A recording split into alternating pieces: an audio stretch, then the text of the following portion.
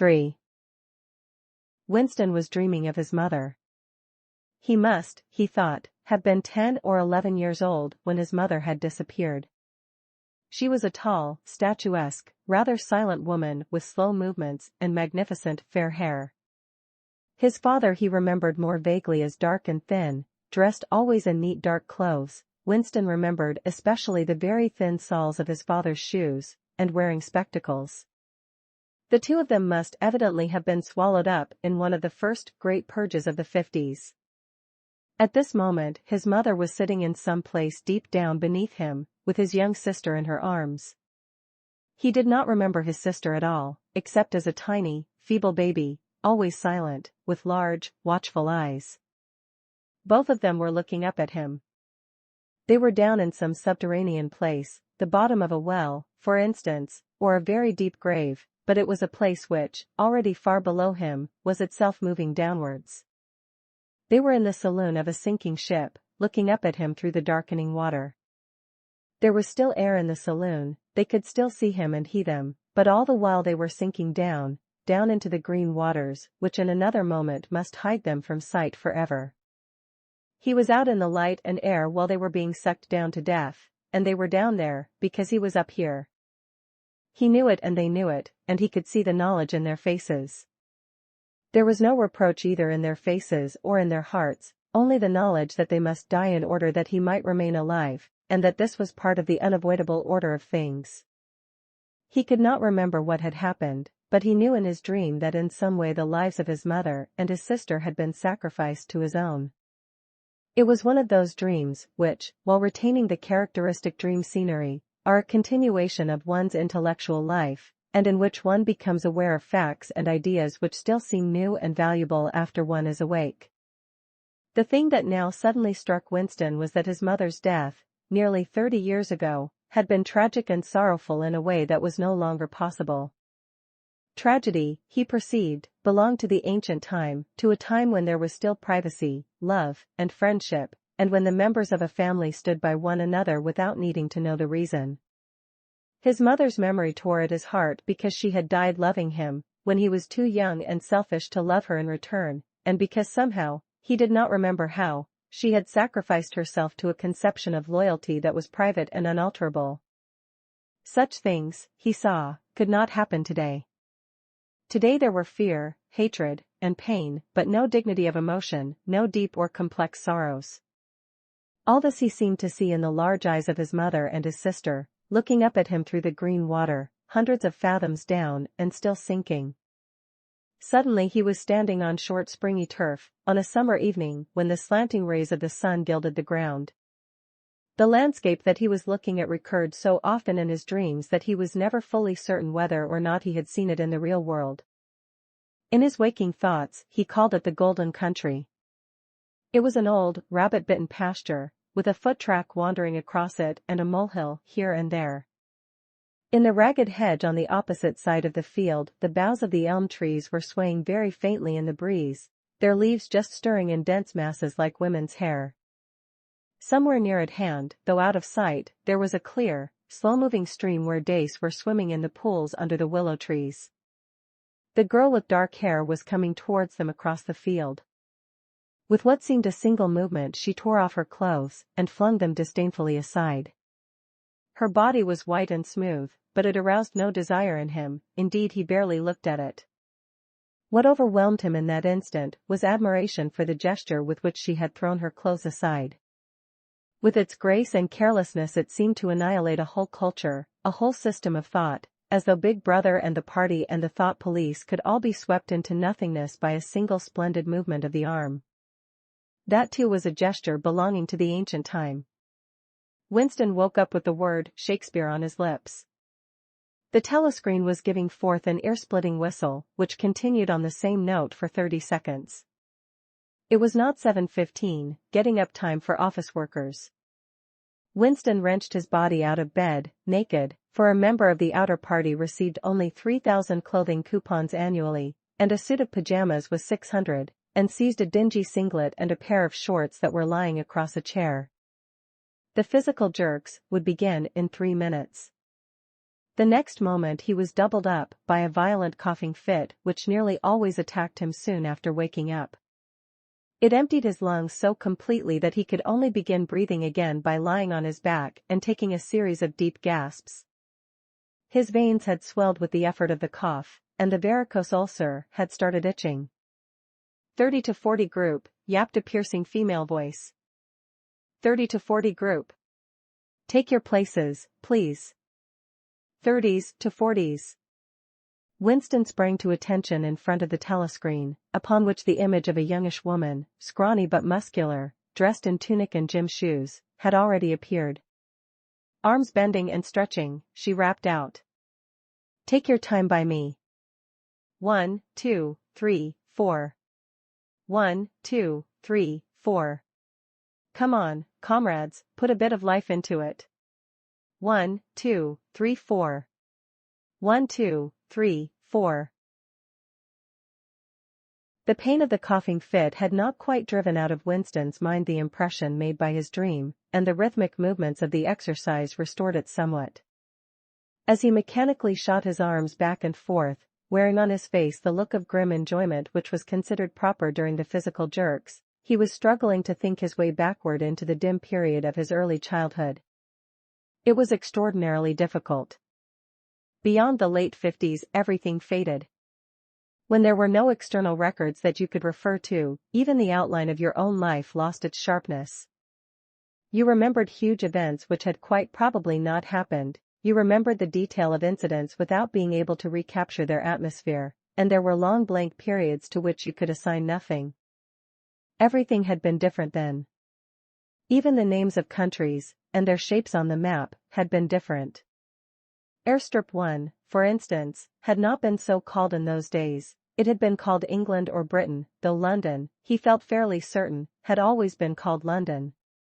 Winston could not definitely remember a time when his country had not been at war, but it was evident that there had been a fairly long interval of peace during his childhood, because one of his early memories was of an air raid which appeared to take everyone by surprise. Perhaps it was the time when the atomic bomb had fallen on Colchester. He did not remember the raid itself, but he did remember his father's hand clutching his own as they hurried down into some place deep in the earth, round and round a spiral staircase, which rang under his feet and which finally so wearied his legs that he began whimpering and they had to stop and rest. His mother, in her slow, dreamy way, was following a long way behind them. She was carrying his baby sister, or perhaps it was only a bundle of blankets that she was carrying. He was not certain whether his sister had been born then. Finally, they had emerged into a noisy, crowded place, which he had realized to be a tube station. There were people sitting all over the stone-flagged floor, and other people, packed tightly together, were sitting on metal bunks, one above the other. Winston and his mother and father found themselves a place on the floor, and near them an old man and an old woman were sitting side by side on a bunk. The old man had on a decent dark suit and a black cloth cap pushed back from very white hair, his face was scarlet and his eyes were blue and full of tears. He reeked of gin. It seemed to breathe out of his skin in place of sweat, and one could have fancied that the tears welling from his eyes were pure gin. But though slightly drunk, he was also suffering under some grief that was genuine and unbearable. In his childish way Winston grasped that some terrible thing, something that was beyond forgiveness and could never be remedied, had just happened. It also seemed to him that he knew what it was. Someone whom the old man loved, a little granddaughter, perhaps, had been killed. Every few minutes the old man kept repeating, "We didn't ought to have trusted him.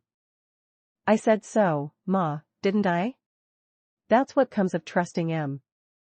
I said so all along. We didn't ought to have trusted the buggers." But which buggers they didn't ought to have trusted Winston could not now remember. Since about that time, war had been literally continuous, though strictly speaking it had not always been the same war. For several months during his childhood there had been confused street fighting in London itself, some of which he remembered vividly. But to trace out the history of the whole period, to say who was fighting whom at any given moment, would have been utterly impossible, since no written record, and no spoken word, ever made mention of any other alignment than the existing one. At this moment, for example, in 1984, if it was 1984, Oceania was at war with Eurasia and in alliance with East Asia. In no public or private utterance was it ever admitted that the three powers had at any time been grouped along different lines. Actually, as Winston well knew, it was only 4 years since Oceania had been at war with East Asia and in alliance with Eurasia.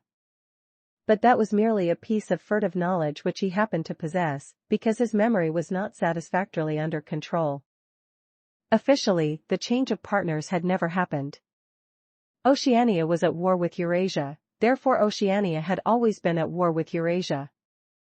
The enemy of the moment always represented absolute evil, and it followed that any past or future agreement with him was impossible.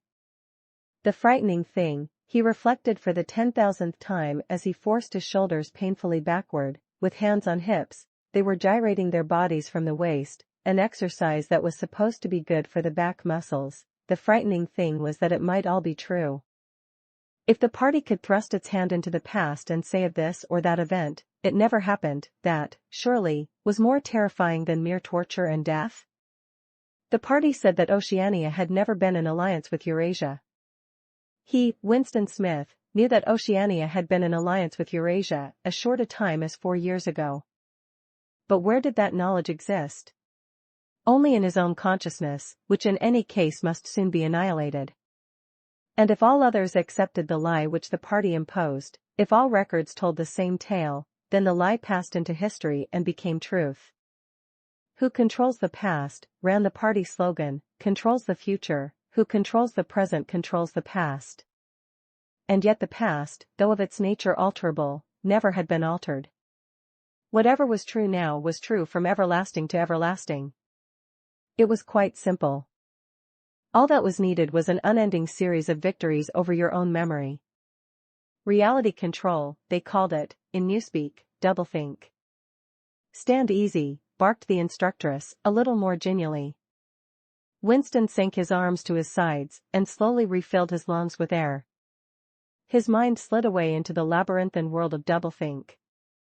To know and not to know, to be conscious of complete truthfulness while telling carefully constructed lies, to hold simultaneously two opinions which cancelled out, knowing them to be contradictory and believing in both of them, to use logic against logic, to repudiate morality while laying claim to it, to believe that democracy was impossible and that the party was the guardian of democracy, to forget whatever it was necessary to forget, then to draw it back into memory again at the moment when it was needed, and then promptly to forget it again, and above all, to apply the same process to the process itself.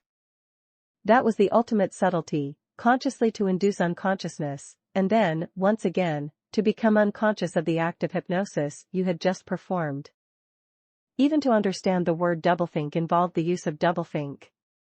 The instructress had called them to attention again. And now let's see which of us can touch our toes, she said enthusiastically. Right over from the hips, please, comrades. 1 2. 1 2. Winston loathed this exercise, which sent shooting pains all the way from his heels to his buttocks and often ended by bringing on another coughing fit. The half-pleasant quality went out of his meditations. The past, he reflected, had not merely been altered, it had been actually destroyed. For how could you establish even the most obvious fact when there existed no record outside your own memory? He tried to remember in what year he had first heard mention of Big Brother. He thought it must have been at some time in the 60s, but it was impossible to be certain. In the party histories, of course, Big Brother figured as the leader and guardian of the revolution since its very earliest days. His exploits had been gradually pushed backwards in time until already they extended into the fabulous world of the 40s and the 30s, when the capitalists in their strange cylindrical hats still rode through the streets of London in great gleaming motor cars or horse carriages with glass sides. There was no knowing how much of this legend was true and how much invented. Winston could not even remember at what date the party itself had come into existence. He did not believe he had ever heard the word ingsoc before 1960, but it was possible that in its old speak form, English socialism, that is to say, it had been current earlier. Everything melted into mist. Sometimes, indeed, you could put your finger on a definite lie. It was not true, for example, as was claimed in the party history books, that the party had invented aeroplanes. He remembered aeroplanes since his earliest childhood. But you could prove nothing. There was never any evidence. Just once in his whole life, he had held in his hands unmistakable documentary proof of the falsification of an historical fact. And on that occasion, Smith, screamed the shrewish voice from the telescreen. 6079, Smith W. Yes, you. Bend lower, please. You can do better than that. You're not trying. Lower, please. That's better, comrade. Now stand at ease, the whole squad, and watch me. A sudden hot sweat had broken out all over Winston's body. His face remained completely inscrutable. Never show dismay. Never show resentment. A single flicker of the eyes could give you away. He stood watching while the instructress raised her arms above her head and, one could not say gracefully, but with remarkable neatness and efficiency, bent over and tucked the first joint of her fingers under her toes. There, comrades. That's how I want to see you doing it. Watch me again. I'm 39 and I've had 4 children. Now look. She bent over again. You see my knees aren't bent. You can all do it if you want to, she added as she straightened herself up. Anyone under 45 is perfectly capable of touching his toes. We don't all have the privilege of fighting in the front line, but at least we can all keep fit. Remember our boys on the Malabar front. And the sailors in the floating fortresses. Just think what they have to put up with. Now try again. That's better, comrade, that's much better, she added encouragingly as Winston, with a violent lunge, succeeded in touching his toes with knees unbent, for the first time in several years. 4. With the deep, unconscious sigh which not even the nearness of the telescreen could prevent him from uttering when his day's work started, Winston pulled the speakwrite towards him, blew the dust from its mouthpiece, and put on his spectacles. Then he unrolled and clipped together 4 small cylinders of paper which had already flopped out of the pneumatic tube on the right-hand side of his desk. In the walls of the cubicle, there were 3 orifices. To the right of the speakwrite, a small pneumatic tube for written messages, to the left, a larger one for newspapers, and in the side wall, within easy reach of Winston's arm, a large oblong slit protected by a wire grating. This last was for the disposal of waste paper. Similar slits existed in thousands or tens of thousands throughout the building, not only in every room but at short intervals in every corridor. For some reason they were nicknamed memory holes. When one knew that any document was due for destruction, or even when one saw a scrap of waste paper lying about, it was an automatic action to lift the flap of the nearest memory hole and drop it in, whereupon it would be whirled away on a current of warm air to the enormous furnaces which were hidden somewhere in the recesses of the building. Winston examined the 4 slips of paper which he had unrolled. Each contained a message of only 1 or 2 lines, in the abbreviated jargon, not actually Newspeak, but consisting largely of Newspeak words, which was used in the ministry for internal purposes. They ran. Times 17. 3. 84 BB speech malreported Africa rectify. Times 19. 12. 83 forecasts, 3 YP 4th quarter 83 misprints verify current issue. Times 14. 2.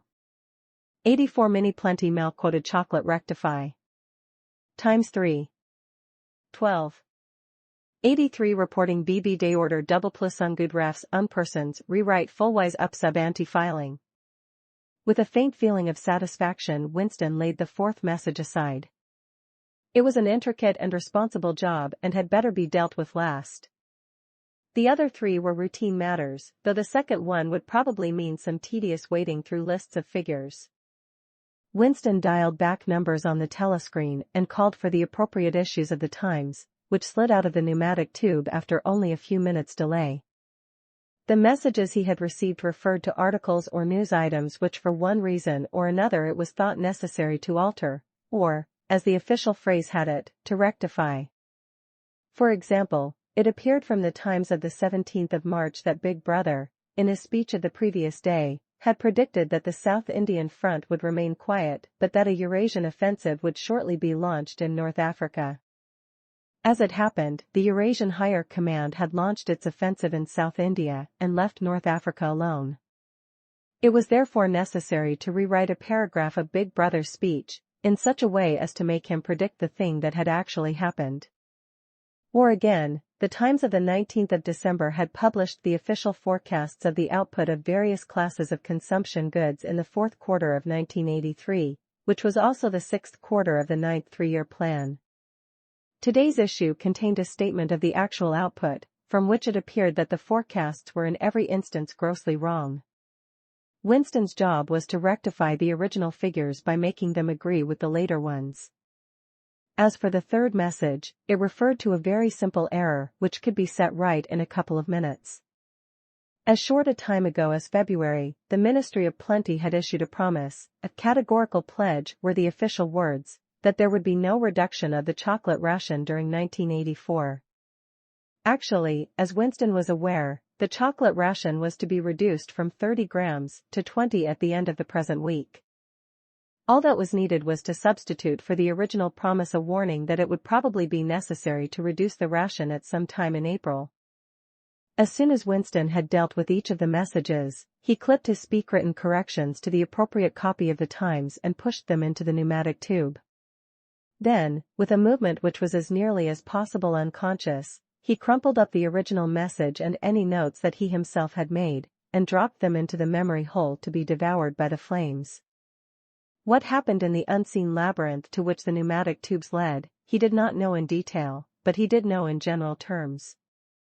As soon as all the corrections which happened to be necessary in any particular number of the Times had been assembled and collated, that number would be reprinted, the original copy destroyed, and the corrected copy placed on the files in its stead. This process of continuous alteration was applied not only to newspapers, but to books, periodicals, pamphlets, posters, leaflets, films, soundtracks, cartoons, photographs, to every kind of literature or documentation which might conceivably hold any political or ideological significance. Day by day, and almost minute by minute, the past was brought up to date.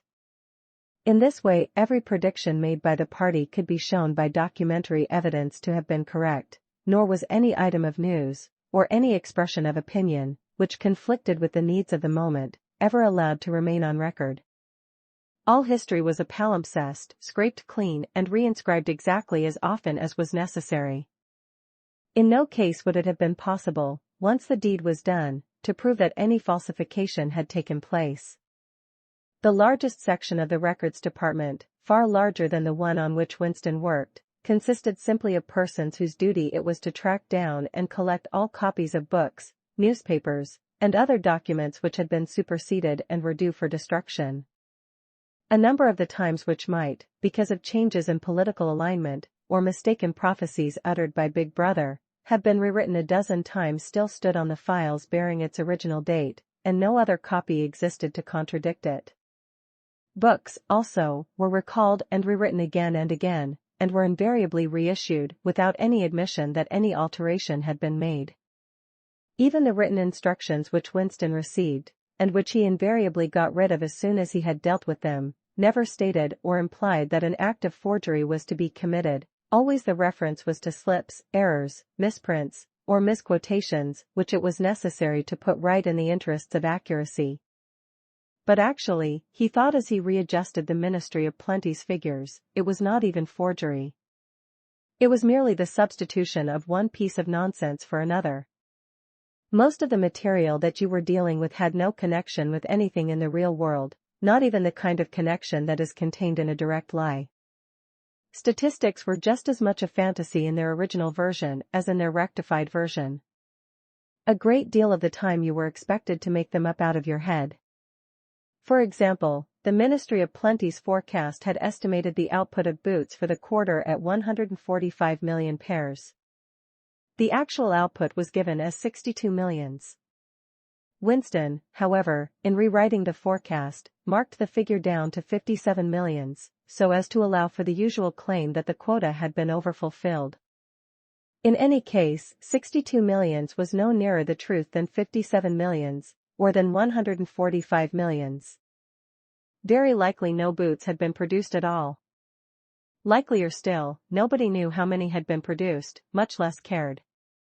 All one knew was that every quarter astronomical numbers of boots were produced on paper, while perhaps half the population of Oceania went barefoot. And so it was with every class of recorded fact, great or small. Everything faded away into a shadow world in which, finally, even the date of the year had become uncertain. Winston glanced across the hall. In the corresponding cubicle on the other side a small, precise-looking, dark-chinned man named Tillotson was working steadily away, with a folded newspaper on his knee and his mouth very close to the mouthpiece of the speakwrite. He had the air of trying to keep what he was saying a secret between himself and the telescreen. He looked up, and his spectacles darted a hostile flash in Winston's direction. Winston hardly knew Tillotson, and had no idea what work he was employed on. People in the records department did not readily talk about their jobs. In the long, windowless hall, with its double row of cubicles and its endless rustle of papers and hum of voices murmuring into speakwrites, there were quite a dozen people whom Winston did not even know by name, though he daily saw them hurrying to and fro in the corridors or gesticulating in the 2 minutes hate. He knew that in the cubicle next to him the little woman with sandy hair toiled day in day out, simply at tracking down and deleting from the press the names of people who had been vaporized and were therefore considered never to have existed. There was a certain fitness in this, since her own husband had been vaporized a couple of years earlier. And a few cubicles away a mild, ineffectual, dreamy creature named Ampleforth, with very hairy ears and a surprising talent for juggling with rhymes and meters, was engaged in producing garbled versions, definitive texts, they were called, of poems which had become ideologically offensive, but which for one reason or another were to be retained in the anthologies.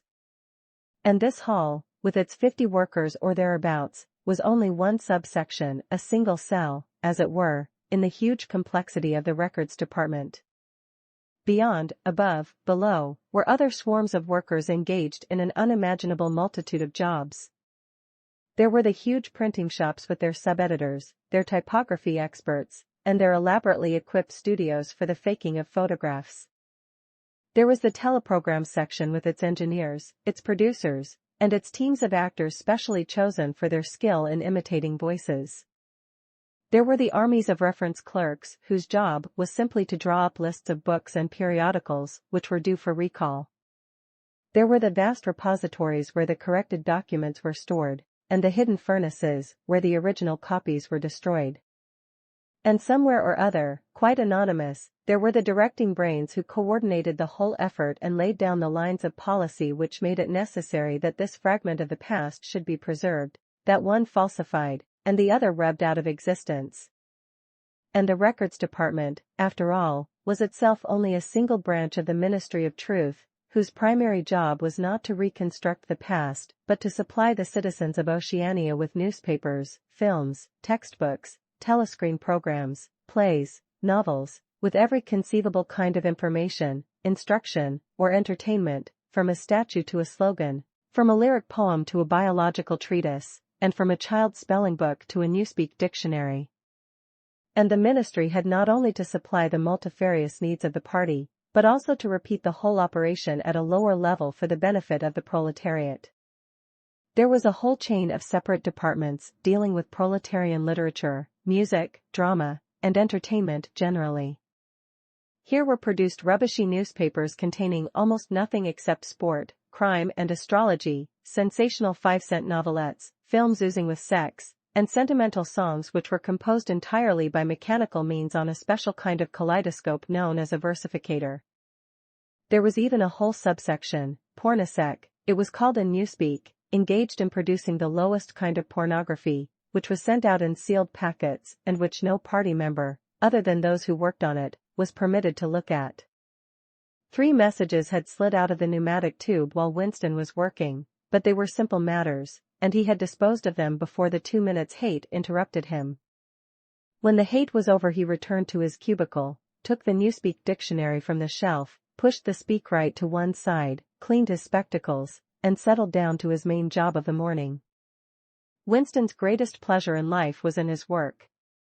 Most of it was a tedious routine, but included in it there were also jobs so difficult and intricate that you could lose yourself in them as in the depths of a mathematical problem, delicate pieces of forgery in which you had nothing to guide you except your knowledge of the principles of Ingsoc and your estimate of what the party wanted you to say.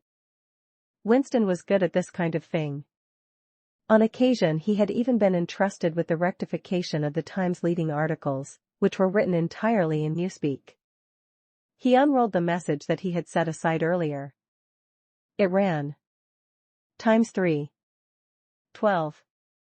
83 reporting BB day order double plus ungoodrefs unpersons rewrite fullwise up sub anti-filing. In Old Speak or Standard English, this might be rendered. The reporting of Big Brother's order for the day in the Times of December 3, 1983, is extremely unsatisfactory and makes references to non-existent persons. Rewrite it in full and submit your draft to higher authority before filing. Winston read through the offending article. Big Brother's order for the day, it seemed, had been chiefly devoted to praising the work of an organization known as FFCC, which supplied cigarettes and other comforts to the sailors in the floating fortresses. A certain Comrade Withers, a prominent member of the inner party, had been singled out for special mention and awarded a decoration, the Order of Conspicuous Merit, 2nd class. 3 months later FFCC had suddenly been dissolved with no reasons given. One could assume that Withers and his associates were now in disgrace, but there had been no report of the matter in the press or on the telescreen. That was to be expected, since it was unusual for political offenders to be put on trial or even publicly denounced.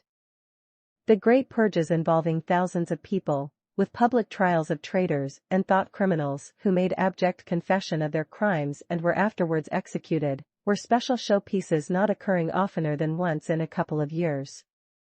More commonly, people who had incurred the displeasure of the party simply disappeared and were never heard of again.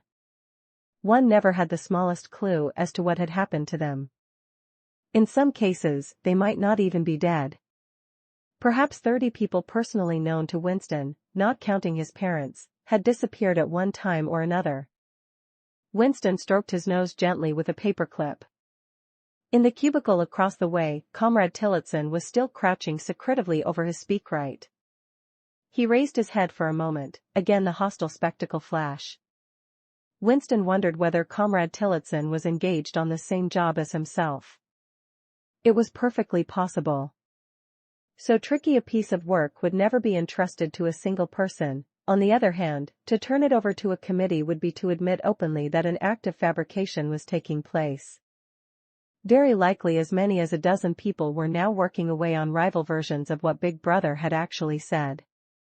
And presently some master brain in the inner party would select this version or that, would re-edit it and set in motion the complex processes of cross-referencing that would be required, and then the chosen lie would pass into the permanent records and become truth.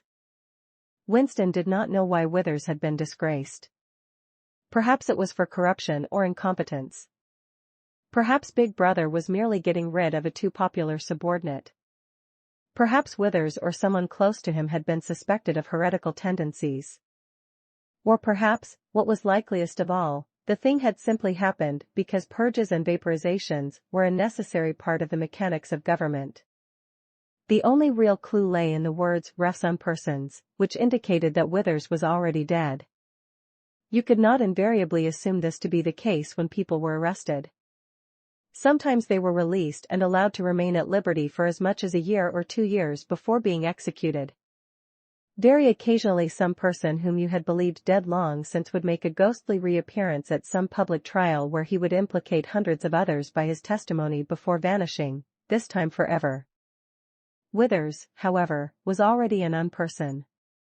He did not exist, he had never existed. Winston decided that it would not be enough simply to reverse the tendency of Big Brother's speech.